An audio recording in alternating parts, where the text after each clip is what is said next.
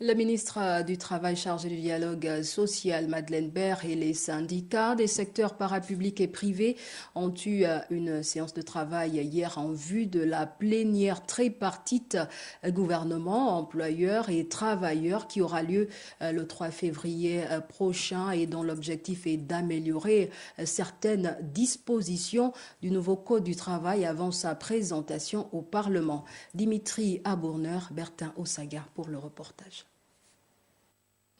Le ministre du Travail, chargé du dialogue social, Madeleine Baird, a réuni les partenaires sociaux afin de passer au peigne fin les points de blocage qui seront débattus lors de la plénière prévue avec les patrons et l'ensemble des syndicats le lundi 3 février prochain. C'est une plénière qui va devoir entériner les débats et ce qui permettront à ce que toutes les parties puissent adopter un code du travail qui va réglementer le travail dans notre pays.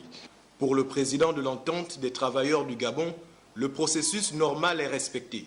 Selon lui, certains de ses camarades syndicalistes qui ont déposé un préavis de grève se sont fourvoyés car la plénière annoncée prévoyait déjà la présence de toutes les parties concernées.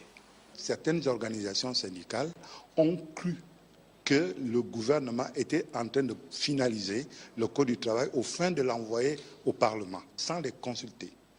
Ils ne connaissaient pas, puisque pour n'avoir pas été au début des négociations, ils n'étaient pas au début. Ils ont cru que le gouvernement faisait cette erreur.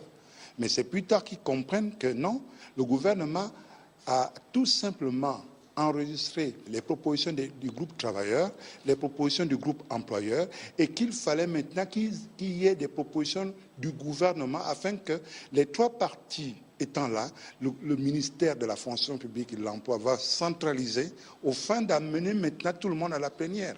Ce travail préparatoire met en relief l'intérêt général des travailleurs. À l'issue de la plénière, le texte pourra être scruté par les députés.